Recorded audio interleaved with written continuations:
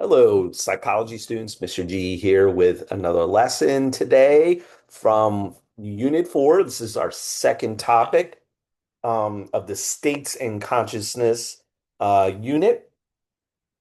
Sorry there, it looks sloppy. But anyway, this is going to be on drugs and addiction, or what we call psychoactive drugs and addiction. So, pretty sensitive topic. Some of you probably know at least one person who's been addicted to something before. It could even be somebody you really care about. So, hopefully, this will arm you and educate you a little bit on how to best help people maybe that are struggling with that, and maybe educate yourself a little bit better on why God says that our bodies are the temple of the Holy Spirit, and why there really isn't a need to have an altered state of consciousness. And we'll talk about, I mean, there's medicines that help you and stuff like that, but when they're abused, that's the issue, right? Okay, so let's jump into this here. All right. So basically, this particular topic is about what we call psychopharmacology, right? It's a field of study in psychology that basically examines mood changes induced by drugs in, whatever, thinking, behavior, and much of what is taken today obviously is synthetic, created by humans. There are some drugs out there that people do take, that are derived from natural sources, and but some of them have even been altered, by humans. But again, they can have major psychological effects, and abuse of them may even lead to your death. So definitely, even animals, it's kind of funny. I mean, but weird too that they can even come into influence. So when you've seen a cat sniff up or even chew up on something that has catnip, it does kind of provide like a little bit of a high for them. Wouldn't do that for us, but just the way their body chemistries and minds, their brains are, it definitely serves as something that gives them that type of high. Doesn't seem to be harmful for them. And actually, I've read somewhere that um, not all cats are affected by catnip. Maybe 15% aren't. So, but anyway, um, so let's define what abuse is and what is it considered essentially. So using a drug basically to achieve a state of altered consciousness, that is considered abuse. So if you're sitting there taking pain medication, I'm not talking just regular Tylenol or ibuprofen or something like that, but you're taking some hardcore stuff like OxyContin or Percocets or something like that in order to get high, not really to stop pain, then there's an issue, right? Drug use is also considered abuse if it affects a person's ability to perform their job or deal with other people in normal everyday situations. So, if they're literally not able to even function anymore because of the drug, they're abusing it. Also, let's say alcohol, remember, alcohol is a drug too, in a sense, right? If you are drunk and sleeping off a hangover, like on a regular basis, you're considered to be abusing alcohol. And it doesn't even have to be every day, but I know people that have struggled with alcohol and they come home and drink every night. And I'm not an alcoholic. I go to work every day and I function, but you need that alcohol every night to kind of unwind. And a lot of times it's not just like a glass of wine. It's like, getting drunk until they fall asleep every night and then they wake up with a hangover and go to work.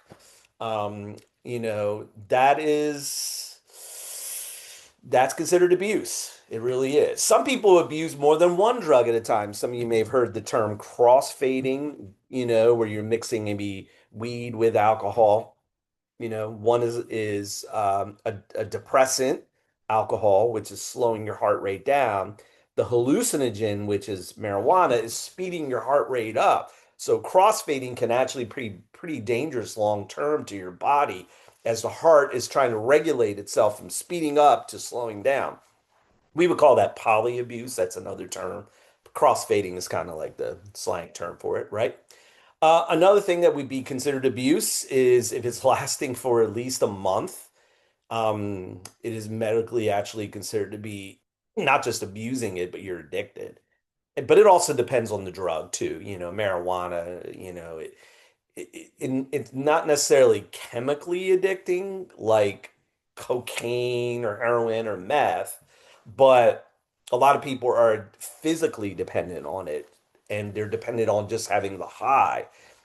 That could take a little while for that to develop as far as to be considered abuse, but again, it's a case by case basis depending on the drug, right?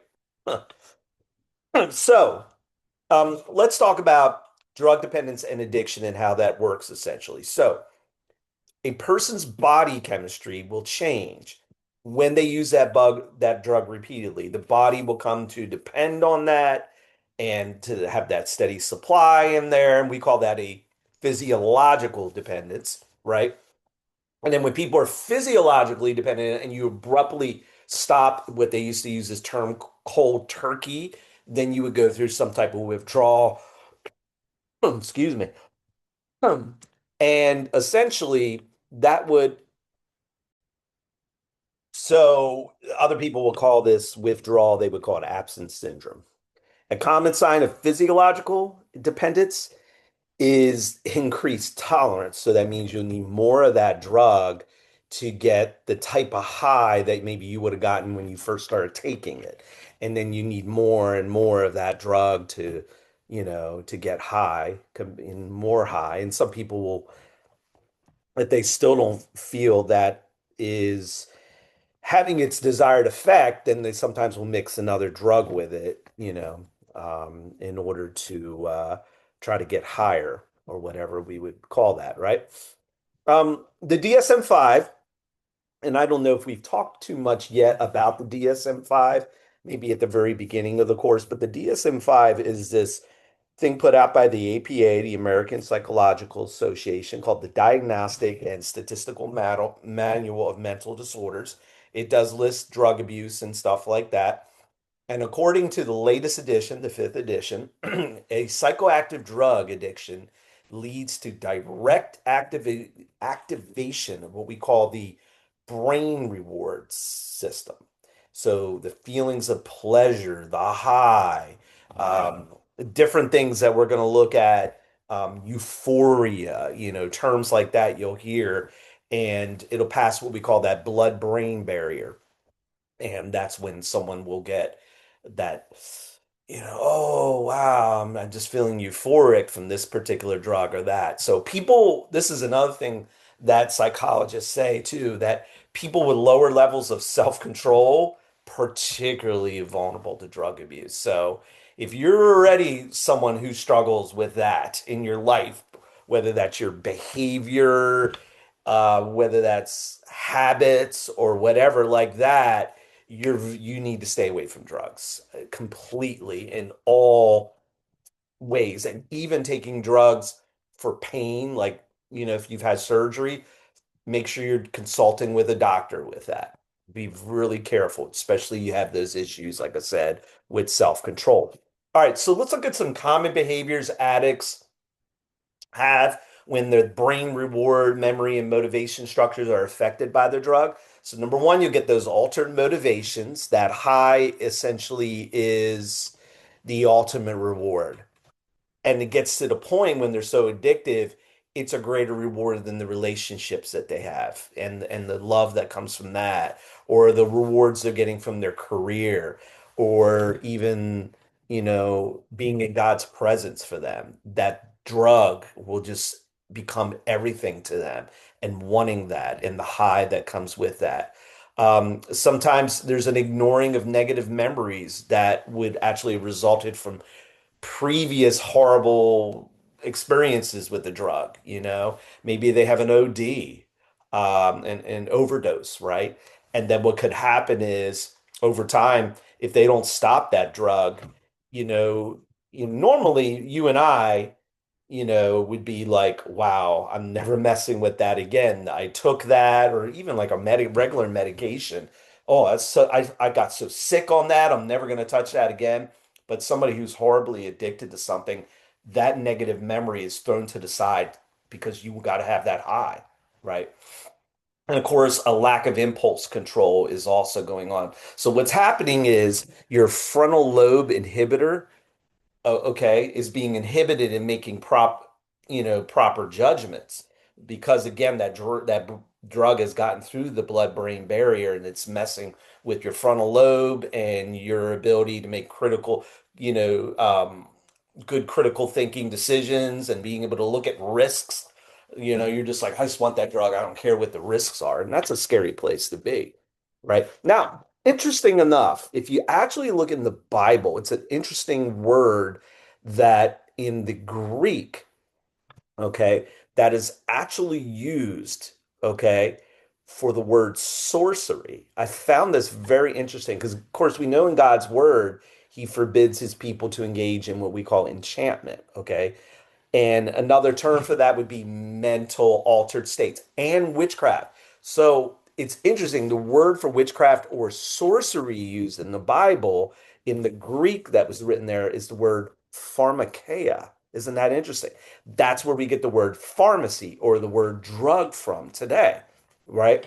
So a lot of times, we know this from historical research, a lot of times pagan priests and so on from the Bible times, from the Old and New Testament, whether we're looking around those tribes that surrounded Israel or we're looking in the Roman Empire, Greek areas, they would in their enchantments with sorcery, they were doing, you know, drugs in order to, in their view, speak to the spirits or hear from the spirits better, right? Um, it would even keep the user and the attention with it almost served as a doorway and an opening for demons to come in and perform their powers through that person. So something to think about, even for ourselves as Christians, how why the Lord does not want us to mess with sorcery itself, as well as the drug use that could go along with that, or just the drug use in our own life, because what the drug use could do, and again, a Christian cannot be possessed by Satan or by a demon, but they can definitely be oppressed. So that's another thing to kind of think about. If you choose to do drugs, the very thing you put yourself at risk at, spiritually speaking. Okay. Just something to think about. And again, here's like a really interesting way of kind of looking at when a drug or basically when drug use is actually considered a disorder, and when there's impaired control, when there's social impairment, you can't function even at home, let alone work and school, right? When there's risky use, when you're just hitting up a needle multiple times, or drug action where you have massive tolerance and you need more and more in order to get the desired effect that you once had when you first started using it. So basically things I mentioned before. All right, so let's go into the DSM-5's category of psychoactive drugs. So a psychoactive drug, all right, are chemical substances that would alter your perceptions, mood, and behavior. Technically, in a way, caffeine is, even though it's not going to get you necessarily high to the point where you're really altered, but it does boost your mood.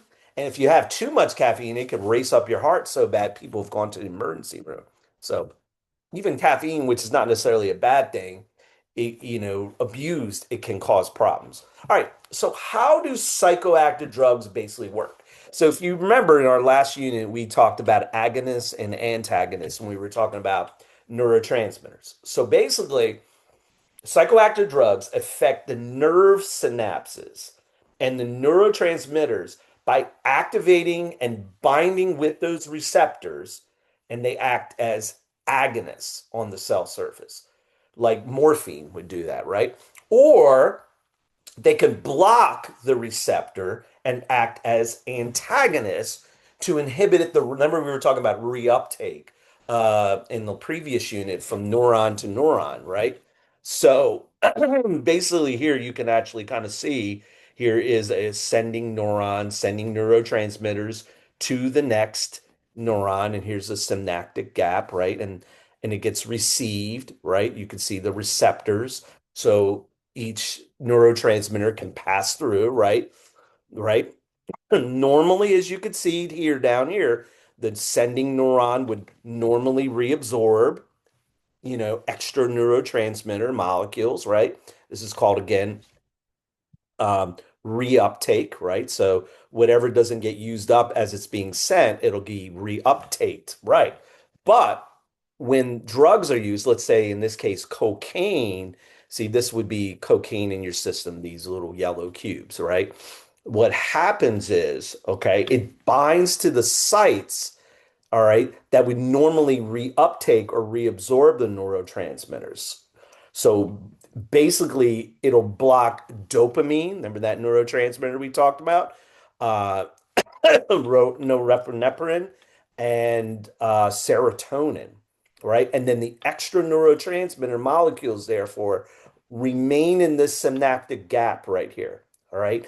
And that's what, as it's sitting there in that synaptic gap, what it's doing, it's intensifying that normal mood, and that's what gives the, as they say here, that euphoric rush of the high, right? And then when the cocaine level drops, then the absence of these neurotransmitters in that synaptic gap and going through is going to prevent, that's going to cause that crash until your brain can kind of in itself readjust. So pretty crazy stuff, right? There is a drug, it's called haloperidol that was actually given for schizophrenia patients that actually blocks dopamine because a lot of people with schizophrenia have excess dopamine, which makes them, even more active in that way. But all mind altering chemicals can, again, like I was telling you, pass through that blood-brain barrier that's protecting your brain. And again, long-term use of these drugs, because it's passing through that blood-brain barrier, can cause brain damage. I mean, that's why you've seen people who've years of drug use, they're kind of dopey or they're like, they're burned out. Yeah, man, I don't know if I remember. I mean, they still may be able to function to a certain degree, but some people have used drugs so bad they're sitting in mental hospitals right now, and they're just, you know, they can't function in a normal environment anymore. So, all right. So let's look at the class of drugs called depressants. Okay. So depressants are drugs that slow the activity of the central nervous system, right? It slows your heart rate down, right? It slows the entire central CNS, if you remember that in the last unit, right? And that includes your brain and your spinal cord. And that's why when people are on depressants, they begin to kind of, or when you're drunk, you're like, oh man, alcohol, of course, even if you take sedatives. Now, again, sedatives or tranquilizers taken when you're really, jittery or something. And of course, the tranquilizer may actually balance you out a little bit and make you kind of come down to what you would normally be. But again, a tranquilizer is trying to reduce the anxiety. It may even, in some cases, be taken to induce sleep, like Ambien and Nebital. But you got to be careful on sedatives too. It could impair your judgment. I mean, if you're taking sleeping medicines, which are depressants, you need to go to bed. You need to go lay down in the bed, right? Because they increase neurotransmitter GABA, right? And so the receptor sites will be more efficient in that calming effect. It would knock you right out. So that's what you got to be careful about. And then there's benzos or benzodiazepines. They're anti-anxiety drugs as well, like Valium or Xanax or Ropanol. They also do the same thing as a depressant. They'll slow your nervous system down, even to the point where even your muscles are really relaxed. That heartbeat, and even breathing. And again, if you OD on a benzo, because they're the strongest of all the depressants, it'll be lethal. And if you mixed it with another depressant like alcohol, it's like you double hit yourself with depressants and you can quickly die. So, and people have done that. Or they've OD'd and gotten to the hospital enough, maybe to have their stomach pumped or have medicine put in them to kind of boost them back up again. But yeah, pretty wild stuff, huh? All right, so this is the latest that I've found some data on what percentage of Americans of legal drinking age, I believe. It might have a few people below the legal drinking age included in this survey, but it was about 54% of all Americans use alcohol. Believe it or not, that is actually a record low in our recent history. So, alcohol is associated with lower productivity. Okay. That's why a lot of people, when they do it, they're not working or they shouldn't be working, right? Loss of employment if it becomes something you abuse, downward social mobility. I mean, you're not going to be able to advance much in your life or your career or your schooling or ministry, even, if you're just drinking all the time, right? And, of course, when people get drunk, it reduces your self-awareness. So that's why sometimes people will do and say some stupid things or act giddy and stuff like that. It even impairs your memory, especially if you've done it long term. And again, it intensifies the effect of the inhibitory neurotransmitter GABA, right? So that's why, because it's intensifying the GABA moving through the system. That's slowing you down, and if you allow alcohol, you can slur your speech, right? And that's also reducing the excitatory glutamate, which would keep you more like up, right? And when that's happening, it's also reducing your reaction times. Again, why you shouldn't be driving on alcohol or heavy use of depressants.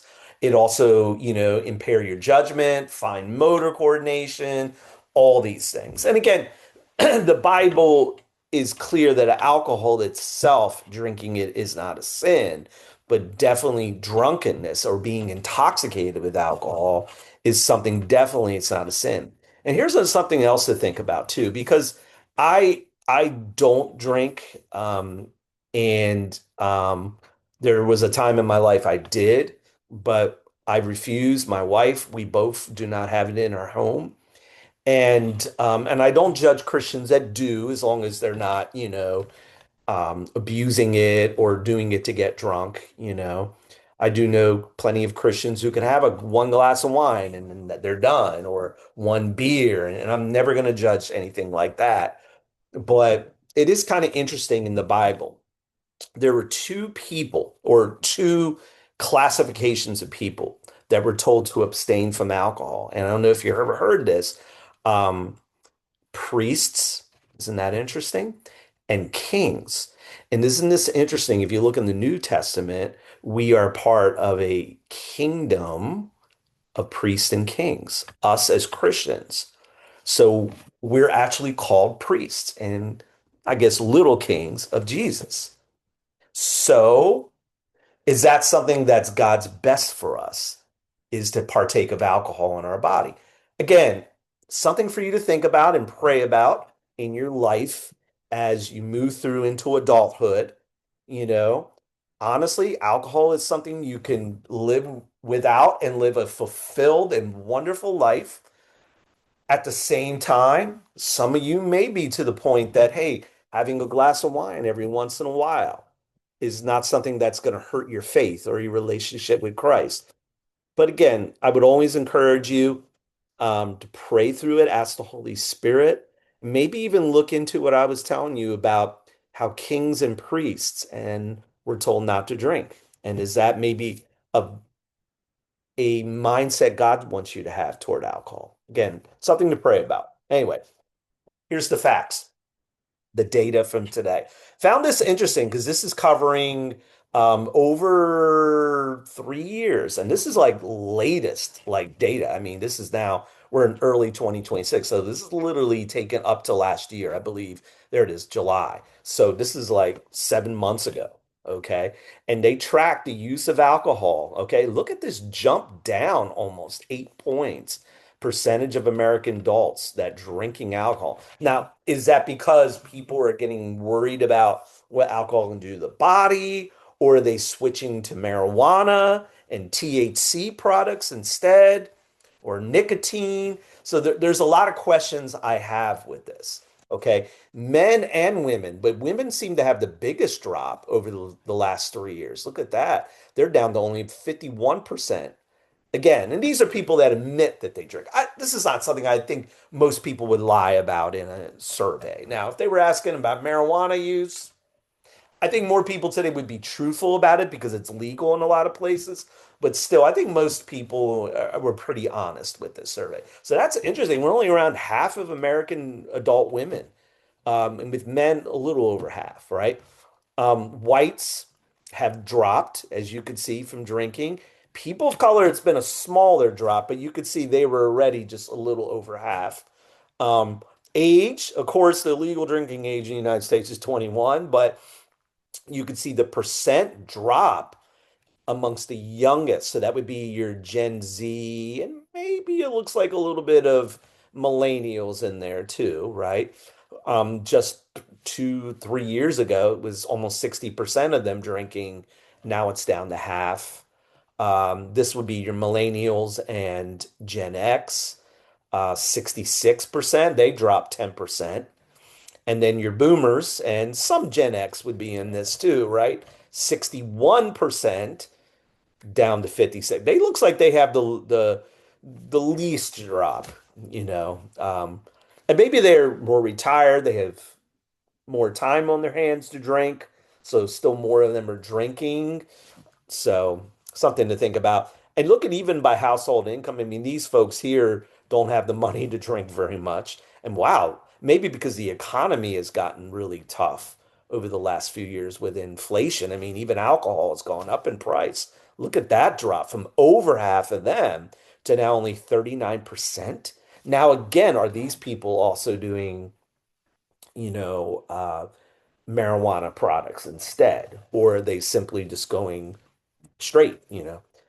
This would be like your lower to lower middle, again, from about 58 to about 54. Not too much of a drop. This is a big drop here, though. This is your middle and rich, 79% down to 66%. It even broke it down by political party, right? Republicans and Democrats were both pretty close as far as percentage of them drinking. That's one thing they can agree on, right? Is hey, we'll have a drink. But look at the drop. I mean, especially Republicans. Now, I don't know of a lot of Republicans who use marijuana products. Again, this could be, I, I don't know. I'd really like to look at that big number drop, why it's 46%. Now, a lot of people of color who use alcohol less than whites, a lot more people are now of people of color are going into the Republican Party. You need to look at the figures on that. So I don't know. That could be interesting. Your independents have dropped. Democrats just dropped a little bit. So something to think about, look at. A lot of questions I have about this. All right, let's look at some more effects of alcohol. Um, it does deaden some minor aches and pains, especially when you're pretty intoxicated with it. I've known people who had horrible pains and, as little as something as tooth pain to back pains. I just got to drink. It numbs the pain. It numbs the pain, but it will lead you even more susceptible to just being addicted to it because of that. Obviously, it's impairing your cognitive function. I mean, how many drunk people are going to go in there and get an A on a test? I mean, it could happen, but you're definitely not going to be able to think as straight as if you were sober, right? And of course the dopamine reward system. I am going to show you a few clips from the film called Flight. Of course, not here, but in that film, it actually depicts somewhat of a similar situation to what happened to an Alaska Airlines flight back in the year 2000. Like as it was crashing, the pilot inverted the plane upside down in order to try to stabilize it, but it crashed and killed everybody. Now, in the movie, Denzel Washington's character, who happens to be an alcoholic as well as a coke addict, okay, somehow by doing that and inverting the plane saves 96 out of the 102 people, but gets in trouble because he was intoxicated while he was doing that. What Denzel was doing is he was drinking all night, okay? And then in order to get up in the morning, so that's a depressant, it slows you down, knocks you out. But in the morning, in order to wake him up and kind of get through that, what do you call it? hangover, he would snort coke, so stimulant, and he's waking up. And then he goes on the plane again because now the body needs to stabilize and slow down a little bit because the coke has made me this way. He takes another drink, and then he was officially intoxicated. So, but the film is really good because it does show the dangers of that type of crossfading and poly abuse, and then the implications it has for him as well as the people on board. And probably the worst of the consequences of long-term alcohol use is what it can do to your liver. I mean, this is like a normal liver up here. This is a cirrhosis of the liver where your liver basically gets just diseased. I mean, you can see this here too, right? Early forms of some liver damage is what you would call a fatty liver, but your liver, it's still okay.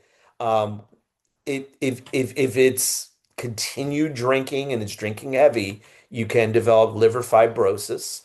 And again, damaged liver is cirrhosis, where you actually have connective tissue destroying liver cells. It's very scary. My uncle developed this, and his whole skin turned yellow and everything. So, yeah. And then there's another one. It's called fetal alcohol syndrome. That's another thing that has happened with the mother. She was pregnant and she was using a lot of alcohol. The child will be born with a lot of damage and stuff like that. Of course, depression, brain damage. There's so much. All right. Um, Now, let's look at another form of depressants. They're called sedatives. So they're basically tranquilizers, hypnotic, sleeping pills, right? In order to help people with anything from anxiety to insomnia, the benzos I was mentioning earlier, Valium, Xanax, Halcyon. But Ambien is probably the most dangerous to take. Like, if you don't go to sleep, you gotta be careful. Like, and I'll show you a video in class of like some people that like decide, oh, I'm going to go for a drive after taking Ambien. And there's another one. They don't use this one as much, but it's called Seconal. It's a barbiturate that depresses your central nervous system, so you can just kind of relax. But it's very strong in your anxiety. Okay, so I'll show you some videos of that in class. And here's a little bit more on benzos. Probably the most that is abused, it's Ropanol or roofies. All right, or another word for it is a date rape drug. It's simply a white tablet with the manufacturer's name on it, Roche, or just you might see it on RH. And usually what people would do with their ever roofied, and this is what you got to be careful about when you go to, any type of cocktail parties or parties in college and stuff, always have your drink in your hand, okay? I mean, it's probably best not to go to these alcohol parties, but somehow if you were in any party and maybe you were even drinking a normal drink, um, I would always keep my drink in my hand, and if you somehow sat it down and you walked away and then came back, go get another drink because sadly there are people out there that would take advantage. It's happened to men and women too, both. And the thing is, Rohypnol is actually colorless, tasteless, and it dissolves very quickly. So you would like even if you were drinking grape juice with it in it, you wouldn't be able to detect it, you know. And it hits you pretty quick. It's like 10, 15 minutes. It's very quick and similar to what we call Valium. Yep. And here's some things that kind of, it's a depressant again, but here are some points, I guess, pointers that next time you ever get into a situation at any party where you don't know the people, right? Don't accept drinks from other people. If they're handing them to you and you don't know that person, just no thank you, right? Be aware of talks in the room regarding this too. If people are starting to talk about roofies, even jokingly, uh-uh. I would leave that party. Okay. Again, only accept drinks that are closed like bottles and cans do. Even if like it's in one of those regular, Dixie cups, nah, don't accept it.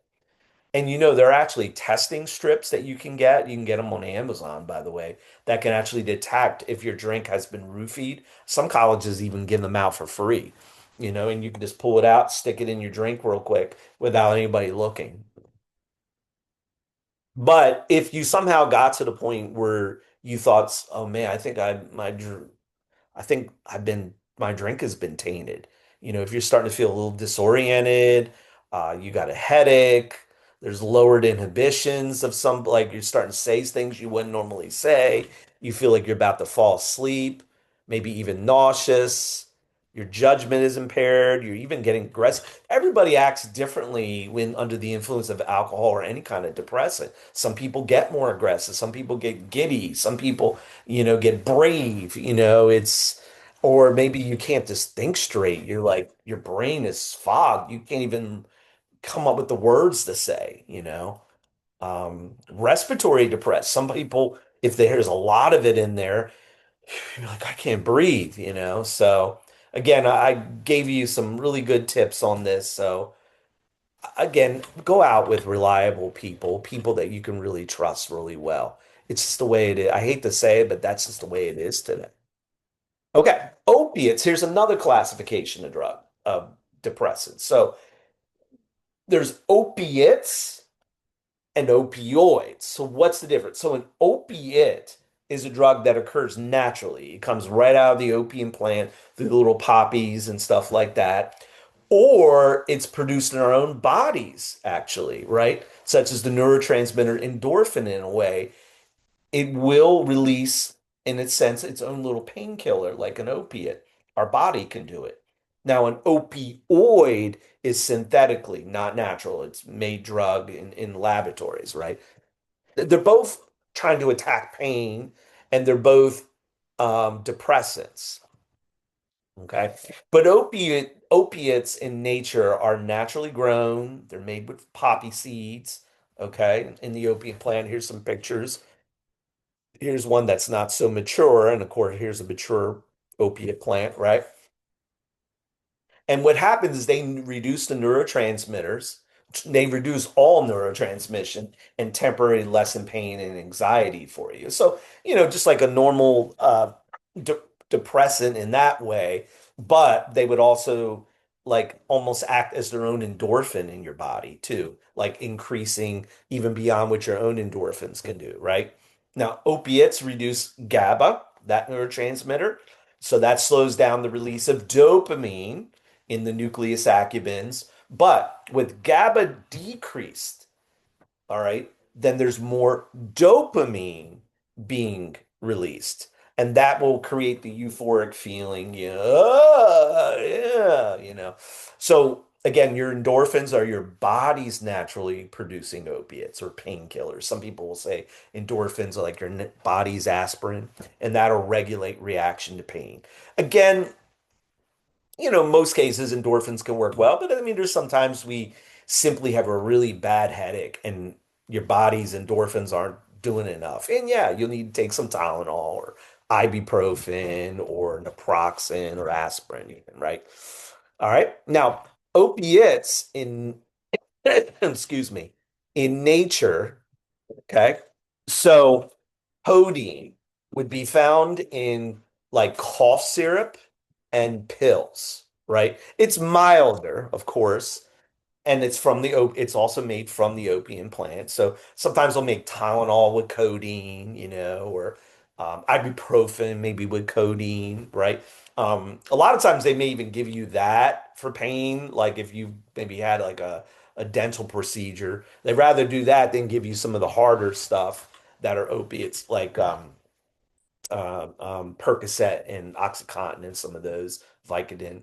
Morphine, oh, that's one of the strongest of all the painkillers. So that's also made from the opium plant. So even used on the battlefields of like World War II and stuff like that. So, um, and I'll show you a scene from a movie that actually acts that out. Now, types of opioids, the ones I'm getting ready to go, like, and I think I mentioned a little bit of them. Now, these are the ones that are synthetic. They do not come from the opium plant. So, Percocet, Darvon, OxyContin, Vicodin, which is a little stronger, and other types of synthetic opioids. There's another one called diamorphine. That's basically heroin. Okay. Heroin, they don't like to use a lot nowadays, but people have manufactured it, of course, and it's a very addictive drug. People will shoot that up. Fentanyl today is the strongest one out there, though. Okay, of all the synthetic opioids, about 50 to 100 times stronger than morphine, which is pretty insane. And it is commonly taken today in the form of a patch that they place on the skin, right? And it's the patch would release that fentanyl into your body gradually. All right. It could be in pills also. Um, but again, handling fentanyl. Like you have to wear gloves and everything like that. Even putting that patch on somebody to be on the safe side, someone should have a glove on. Law enforcement, some medical personnel, like EMS people, have actually gotten very injured. Some have even died handling it. So you got to be really careful nowadays. Of course, they only will have Narcan available if somehow you got injured by the fentanyl, and they'll have that right away and inject that. So, but all these things are effects of long-term habitual use of opiates. I mean, dude, it just messes up your whole body if you're using. It's really meant to be used like, if you're going through a little surgery or some issue like that. Of course, but long-term use just to get high from it, get the euphoria from it, no, it's going to destroy your body, right? Or you're going to be living on the street, homeless and like a zombie, as some people have become, right? So we're going to watch a couple of videos. The Trump administration has worked really hard to stop the opioid crisis. Um, Again, there's a lot that have come across the Caribbean from South America. There's stuff that has come up through the Mexican border. There's even stuff that has come on ships out west in the Pacific that, if things are not being searched properly at our ports, there's a lot of illegal fentanyl that is just poured into this country. And instead of going to the medical organizations and stuff, it's gone right on the street. So we're going to look at that a little bit harder. But let's talk about heroin. Again, it's still around. Again, maybe not as popular as it was maybe 20 plus years ago because now people are doing meth and fentanyl and stuff, but heroin's still around. Again, it acts as an agonist and it mimics the action of the endorphin neurotransmitter, and it provides that euphoria. And it looks like tar, so you can actually see a picture of it here, hardened up, and it has like a vinegary smell almost. Um, and it can be ingested. Oh my goodness. And of course, some people can smoke it in like a little bowl, like almost like a crack pipe. It does cause drowsiness, euphoria. It's not a long-term high. And then you crash pretty quickly. So that's why people will just shoot up and shoot up and shoot up. But it was initially hailed as a hero drug or heroin, right? Some even called it God's own medicine back in the 1800s because it was supposedly curing people off of morphine addiction. So that drug's been around a while, morphine, right? And so people were taking a lot of morphine to get high. And then so to get off of it, hey, here's heroin. Yeah, but then just went from addiction to addiction. So not cool. Um, so China white or Asian heroin is the one that's being seen on the streets. The injection, some people call it mainlining, the most common, primarily because it allows the user to feel the effects more quickly. So when you're injecting the drug, instead of ingesting it, it goes into your body a lot quicker, provides that euphoric rush, and it also causes severe withdrawal symptoms. I mean, you're off of this stuff, you're into flu-like chills, vomiting, cramps. I had a friend of mine growing up who was addicted, and he tried to get off and he tried to get off, but he would just get sick a lot. What he needed to do was go to a rehab place. And I don't know if you know how rehab works. Like they will continue to give you the drug and then wean you off of it. But that way they're controlling that. And then they wean and less and less until your body can adjust to getting off that drug. That's the proper way of doing it. But trying to quit it cold turkey, I don't want to do this anymore. It's bad. You can get very sick and even die. So, and that's a pretty gruesome picture. I'm going to move on. All right, dangers of continued use of opiates like heroin over time. Your brain, this is really scary too. I mean, if you're still alive and you've done a lot of heroin, your brain will actually can stop producing dopamine and natural endorphins. And what happens is like when you're not on Heroin, you're in incredible pain. That's a scary place to be. And that has happened to people, right? That this is called anhedonia. That's basically when the brain can um, stop producing that. And it would even get to the point where your body has the inability to feel pleasure physically, like that sometimes that good goosebump feel that you might have, or, just what that hug feels like. Now, look, God's healing and mercy can be for anybody, even somebody who's experienced that. I do believe God can supernaturally heal people, but this is definitely a scary place to be if you've used that drug so much. All right. Next classification. That was a big one. Depressants, along with the opiates and opioids. But now we get into stimulants. Not all these are bad, right? But basically, what stimulants are doing, they're trying to heighten the activity of the central nervous system, right? And that can be amphetamine, which is very dangerous to do. But it can be cocaine, dangerous, ecstasy, dangerous, nicotine, mixed, and caffeine. Again, if you have too much of these things, it can lead to massive problems like caffeine, nicotine, caffeine probably being the least harmful of all these. But it can cause a psychological and even physical dependence. Even people that don't have caffeine for a while and they're used to having it regularly can get moody and have issues like that. It is probably the most used drug in the world, and it affects what we call adenosine, which is usually slowing us down and trying to make you feel sleepy, and so caffeine acts as that antagonist by slowing down the impact of adenosine. So that way you don't get sleepy, right? And of course, there's so many of the drinks that we have today that have a lot of this in it. And you got to be careful because it can create insomnia, the inability to fall asleep. You can have digestive issues, like some people, it messes with their intestines.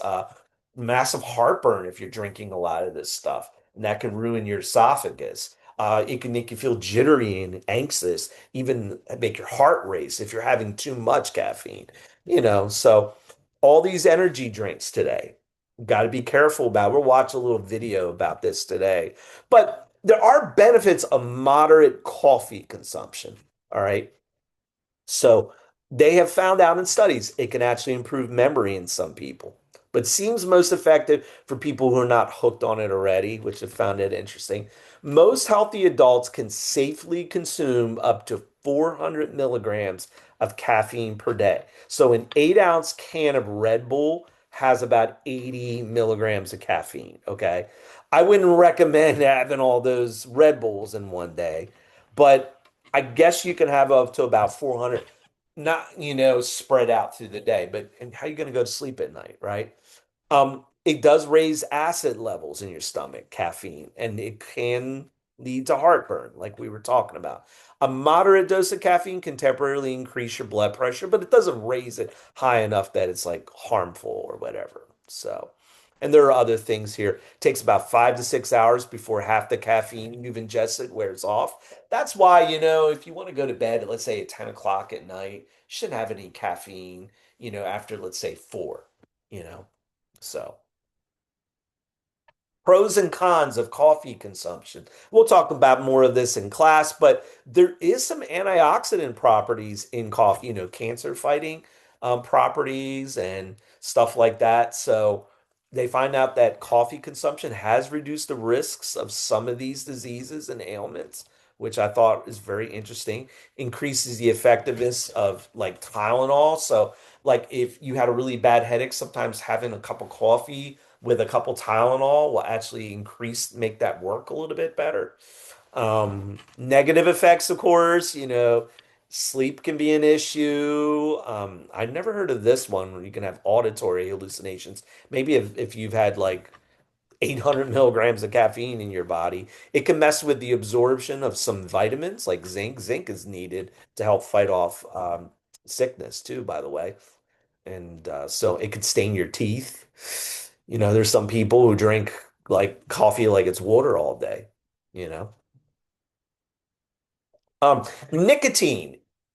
So nicotine. The big thing, of course, for many years was cigarettes, which have nicotine right here in the filters. And we had vaping for a while, and that's still done, but now a lot of people are using Zins now. So I found this very interesting. So basically, let's talk about how nicotine works. So it basically imitates acetylcholine neurotransmitter.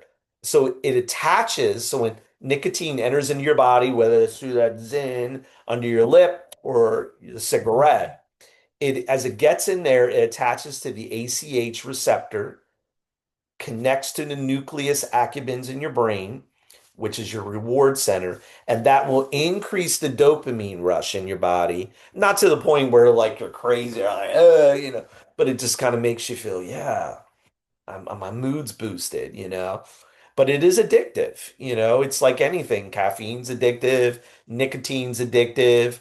So you mix that if you're smoking cigarettes itself, you got tar in there, and that's cancer causing, right? But people now are turning to nicotine pouches like Zyn. But the question is it safe? And, there's not a lot of, we're starting to learn more about vaping now, which got big maybe about 15 years ago. And now people are starting to see some negative consequences in their lungs and throats and stuff like that. At first, people were like, oh, this is a lot safer. It's better than cigarettes. It doesn't have tar and all that. But I was always like, all right, but we don't know a lot yet. We know cigarettes because cigarettes have been around 100 plus years, right? And we know the negative consequences of that with lung cancer and emphysema. But vaping, we're starting now to finally see, as it's been around, what it's done to people who've been using it long term. And the question is, what's going to happen with Zins? People using that. You may think, oh, it's okay. It's a little pouch I put under my lip. But the question is, do you need nicotine as a Christian? Do you need that in your body to help you with your mood or good? It's just something to think about for you. Ask yourself, right? So here is what cigarette smoking would do to your body. And many people have quit that now. Cigarettes are very expensive too. It's unbelievable compared to when I was young. Another stimulant, cocaine. And I was surprised. Somebody was telling me people still do this. It's really big in the 70s and 80s, especially. It's a more expensive drug, right? But it comes out of the cacao plant. Big euphoria from snorting it. It will reduce your hunger, deaden pain. You seem real confident. People have like committed some major crimes coked up. Now there's a hardened form of it that's snorted and smoked. That's called crack. All right. And that could even be injected too. Pretty crazy. Coca-Cola got its name because it initially had cocaine in it. You may have heard this discussed in history class. However, Coke has been drug-free since 1906. The Pure Food and Drug Act made sure that happened. Though I did hear they may have even removed it before that. But definitely 1906, with the Pure Food and Drug Act passed by President Teddy Roosevelt, really regulated a lot of what is sold out there and so on. It was originally like a brain tonic. I thought that was interesting. But a little special note, cocaine can actually be light brown, beige, white. It can appear in powder or these crystallized rocks, which can be snorted and, I'm sorry, smoked in the cracked form. But in the powder form, a lot of people will dilute it with ingredients, even laundry detergent. I mean, is that something you want inside your nose, up into your sinus cavity? But in order to increase profit and to make the batch bigger, that's what people will do. And it will block the reuptake of neurotransmitters such as dopamine, serotonin, and norepinephrine. So that's actually causing basically the chemicals, like I was showing you that earlier, to stay stuck in that synapse rather than being reabsorbed by the sending neutron. And that's what creates that rush energy. And then when you wear off it, you just crash. Most common way to use it, of course, people will powder and then they'll, cut it up with razor blades and they'll snort it through a tube, straw, even dollar bill. Special note though, I don't know if you knew this, but Freud had once called cocaine the song of praise, and he even used the drug himself. He actually told his fiancee the next time they met, he would be a big strong man since he planned to do cocaine just beforehand. And he even prescribed cocaine for one of his friends who had a morphine addiction. Just like heroin was kind of around in order to get people off morphine, some people were doing that with cocaine. And fortunately, his friend later died from a coke overdose. So, yeah, again, we were talking about this earlier, how it gets stuck in the synaptic gap, cocaine, because it can't be, reuptaked. The certain neurotransmitters can't be reuptaked, like dopamine and serotonin, and that's what causes that high to happen there. There's another picture of it closer. Another form of stimulant is amphetamines. They increase wakefulness, they enhance cognitive performance, attention span. You may have heard of Adderall, Ritalin. They're used to treat ADHD. They're used to treat narcolepsy. Remember when I was in topic one, we were talking about sleep, how people with narcolepsy can just fall asleep anywhere. Very scary. People have even used amphetamines dealing with to control their weight. So it actually you're not as hungry on them. It will increase dopamine in the brain synapses. So in that synaptic gap, dopamine is stuck up in there, and that's increasing your metabolism, which is maybe making the food burn off more. Even your mental clarity, you become ultra focused and ultra awake. But again, with these drugs, like other ones, high potential for abuse, especially amongst college students or those who need to stay awake for long periods. Heart palpitations, delusions, even paranoia if you're using them really, really long term, where you're trying to use more of it to get the same effect. So we're going to watch some videos about this, about Adderall abuse. Actually, in college, it had actually become an issue. They call it academic doping. So when students need to stay up late to write their papers, their research papers, or study for finals, some of them have doped up on Adderall so that they're ultra focused. And it has caused some deaths actually in some cases. So we're going to be watching a video on that. Now, meth is something that's kind of, you might have heard in our common culture, another stimulant. Some people call it crystal meth as well. It's a super stimulant called crank speed. It really kind of makes you feel like, yeah, I'm really going fast here. And it's a white crystalline powder, a rock. People will smoke it. Somehow they'll put it into like a liquid form somehow, inject it, snort it like it's cocaine. But man, your blood pressure is elevated, your body temperature gets elevated, your pulse, massive euphoria. But again, it can cause anxiety, body tremors, decrease. I can't eat. I just, yeah, oh, and even hallucinations, can't go to sleep, restlessness. There's even one called ecstasy, where kids have used at raves so they can keep dancing all night and moving and going. That serotonin level increase, so that's making them feel like that altered, heightened mood and stuff, but very dangerous.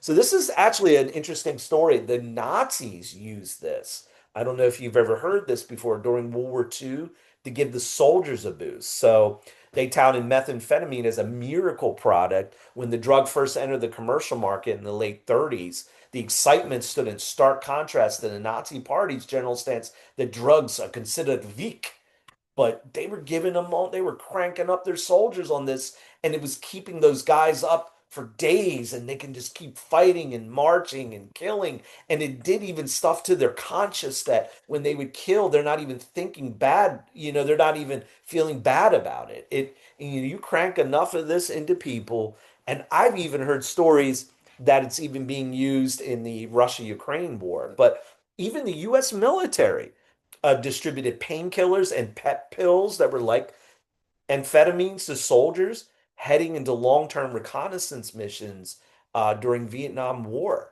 The military gave 20 milligrams of dextroamphetamine to soldiers for 48 hours of combat readiness. So they realized, okay, these guys can't sleep for 2 days, so we're going to crank them up on amphetamines. Um, and yeah, they gave them here's a regular dose, but these some of these guys were popping more in the regular dose. Very, very scary stuff.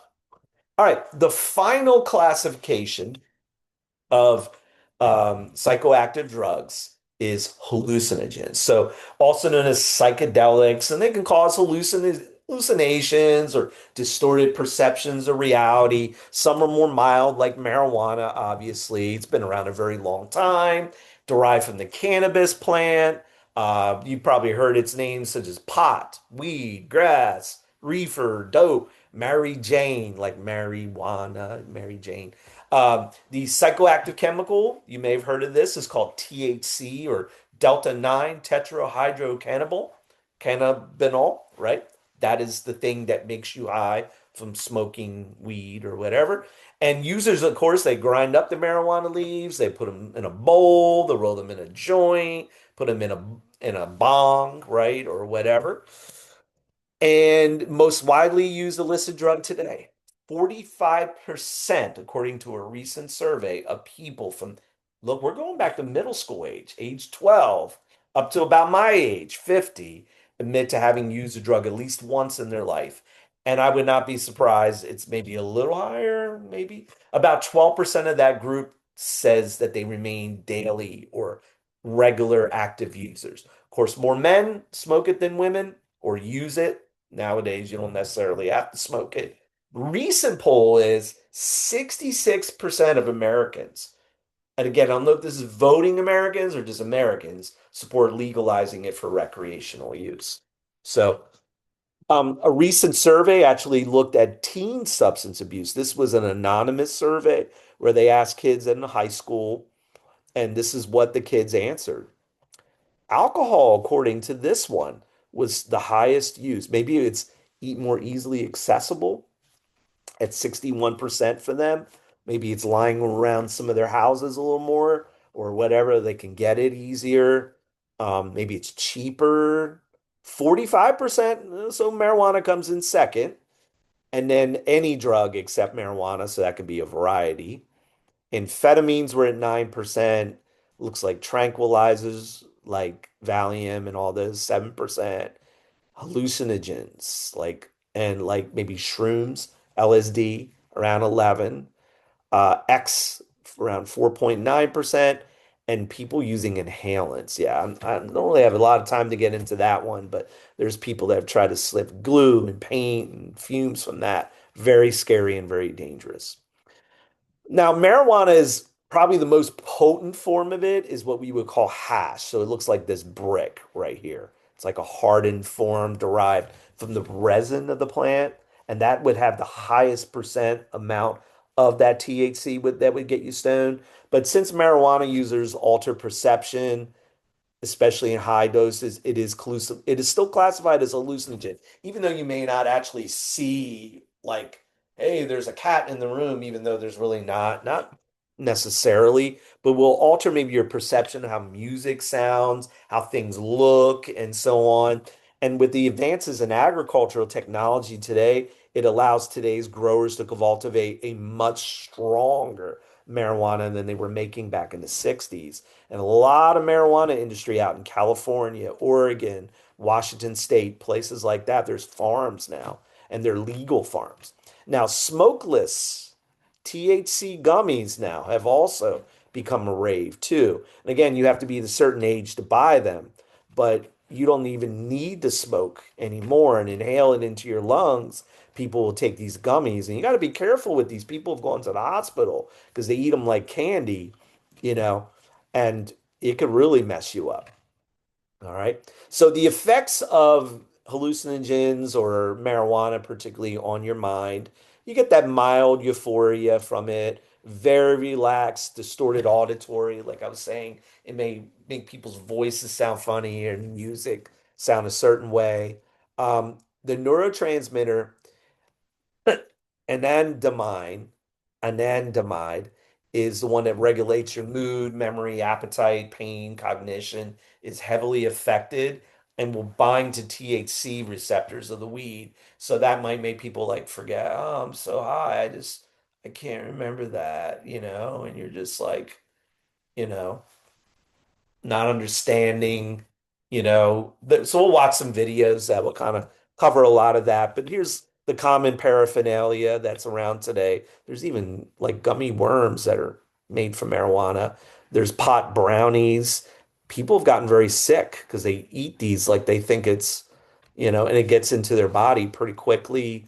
A lot of the THC oils, people will drop the THC oil from marijuana in their mouth, of course, and then, of course, smoking it in a bong or joint. There's even medical marijuana out there too that you can actually get a prescription for. And in some states, physicians can write a prescription for glaucoma sufferers. They say it actually can help with some of the vision issues going on. Those undergoing chemo who've lost their appetite, and marijuana, of course, gives the munchies, so it can help them. Those with asthma, again, I don't think they're smoking it because that would be counterproductive and so on and so forth. So, but you can get medical marijuana. Actually, these are the states where weed is legal for actually Delaware. This is a little old now because I think it is legal for recreational use now here in Delaware. So I might have to get an updated map here. But you can see out west, especially, is where recreational marijuana is very, very popular.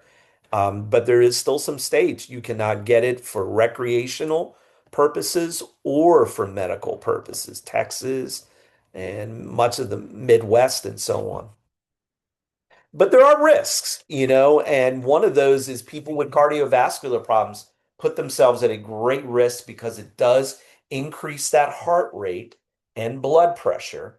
And it's crazy because people will crossfade and they may try to drink, which lowers the heart rate. And so you're playing around with two things that is really hard on the heart, where one is trying to raise it. Some people might think, oh, it's going to balance it out. No, that's not how it works. And that could put a deep problem. And you know what? It could actually lead to some heart disease for your body when your heart's trying to do all that. Of course, your motor skills and reaction times are slow, and very dangerous. And it's a motivational drug. So it could affect your short-term memory. I don't feel like doing anything. I just want to sit here and be high, man. Well, dude, you got to go and you got to get your homework done. I don't know. I just want to watch TV and listen to music. So, yeah, not good. All right, we'll watch some videos about that. The final hallucinogen we're going to talk about became really big in the 1960s was LSD, lysergic acid dithalamide. And you might remember us talking about, if you've had a history class with me, talked about the 1960s. It was actually popularized by a Harvard psychology professor named Timothy Leary, who took LSD himself in 1962 and had what he called the most shattering experience in my life, and he used it to explore the boundaries of psychology and psychotherapy. Most psychologists thought, this, you've lost your mind, man. And he did. And they would hand these out for free, have people take the acid test. That's another name for LSD, is acid. But vivid hallucinations. And you go, when you're tripping on LSD, it can last 12 hours. And if you're having a bad trip, it can be the worst 12 hours of your life. Now, some people experience relaxing and heard music that wasn't really there. Other people have gotten freaked out, thought they were going to die, severe anxiety, have seen visions of demons, even felt trapped in the trip, like they couldn't get out. Even after taking LSD, people can get flashbacks and go into like the because it almost like lives in your spinal fluid for a while, even after taking it. So again, you could have flashbacks from LSD for months, even years after the initial trip. So something definitely to avoid. It was actually, I think, invented by somewhere in Switzerland, of all places. So actually, in the movie Jesus Revolution, there's a part where Lonnie Frisbee, the guy that looks like Jesus, helps Greg um, out who's caught up in an acid trip as he's going through a really rough situation and how he just like witnesses and speaks the gospel to him. So, okay, there's all the drugs. All right. Well, you probably learned more than you ever had here, I hope, or what, however you feel about this. But it is important to know because, again, there are probably some people in our life that we know that have struggled with this.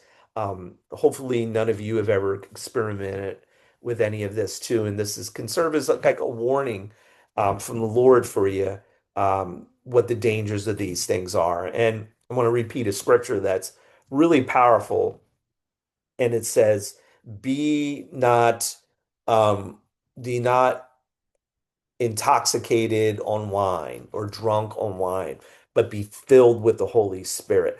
And I think that doesn't just apply for wine or alcohol, but it would be applicable to any major drug that would intoxicate us and get us off track from, being filled with the Holy Spirit to the extent where we'll be an effective Christian. So just something to kind of think about, that anything, even some of the better things like caffeine, you know, taken to the extreme, it can become a problem for our bodies. And God wants our bodies to be healthy. He wants them to be um, fully functioning so that we'll be fully functioning for Him and that we can be used by Him and we can bless others, right? All right. Take care. God bless you.